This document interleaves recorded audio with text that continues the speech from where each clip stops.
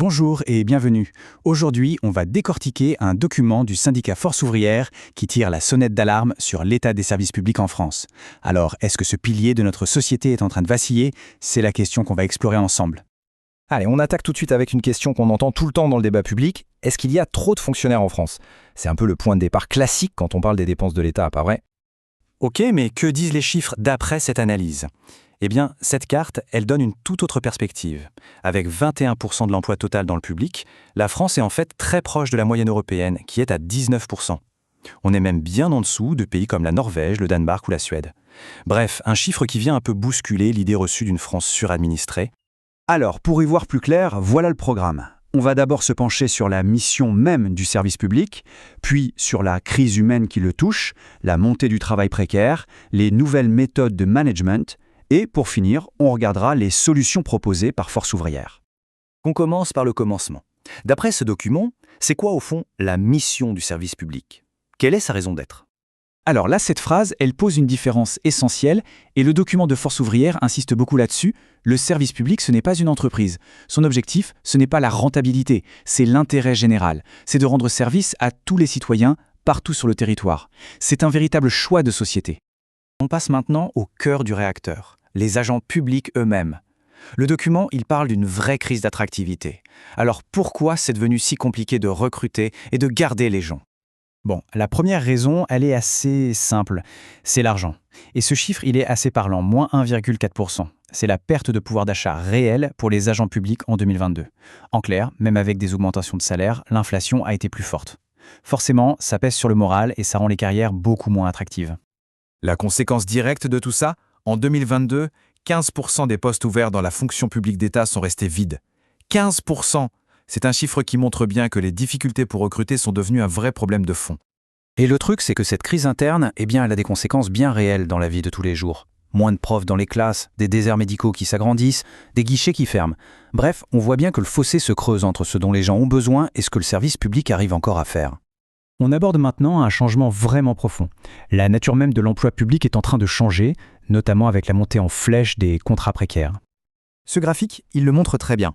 Aujourd'hui, plus d'un agent sur 5 dans le public, c'est un contractuel.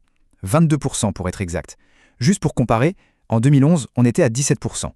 L'augmentation est donc nette. On se tourne de plus en plus vers des contrats qui ne sont pas des postes de fonctionnaires permanents.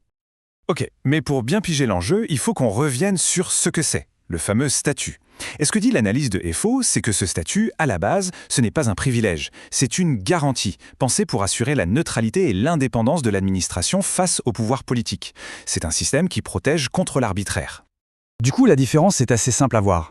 D'un côté, le fonctionnaire, avec une carrière et des garanties de protection, de l'autre, le contractuel, avec un job plus précaire, qui donne plus de flexibilité à l'employeur, c'est vrai, mais qui fragilise la sécurité de l'emploi et, selon le syndicat, l'indépendance même de l'agent. Maintenant, parlons un peu de l'ambiance au travail, parce que le document, il pointe du doigt un vrai changement de philosophie dans la façon de gérer les services publics. Le mot-clé ici, c'est le New Public Management.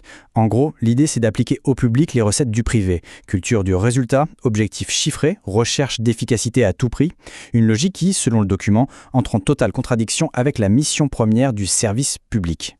Et les conséquences, toujours selon l'analyse de FO, elles sont assez lourdes. On observe plus de stress, plus de risques psychosociaux, une perte de sens chez des agents qui n'ont plus les moyens de faire leur travail correctement, et on voit de plus en plus de missions confiées à des cabinets de conseil privés. Et puis, il y a une autre pression, celle du tout numérique. La dématérialisation à marche forcée, ça reporte beaucoup de tâches sur l'usager, et au passage, ça laisse sur le carreau les 20% de la population qui ne sont pas à l'aise avec les outils numériques, ce qu'on appelle l'électronisme. Forcément, ça creuse les inégalités pour accéder à ces droits. Bon, après ce constat, quelles sont les solutions proposées? Alors attention, c'est important de le préciser, ce qui va suivre, ce sont les solutions proposées par le syndicat Force ouvrière, l'auteur du document qu'on décortique depuis le début. Leur plan d'action, il tient en 5 points principaux.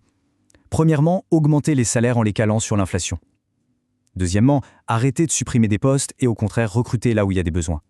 Troisièmement, en finir avec la précarité en donnant un statut de fonctionnaire aux contractuels. Quatrièmement, défendre le concours comme la voie d'accès juste et équitable à la fonction publique. Et enfin, dernier point, le rétablissement des CHSCT, ces comités qui protègent la santé au travail et qui ont été supprimés. Au final, cette analyse, elle nous renvoie à une question beaucoup plus large.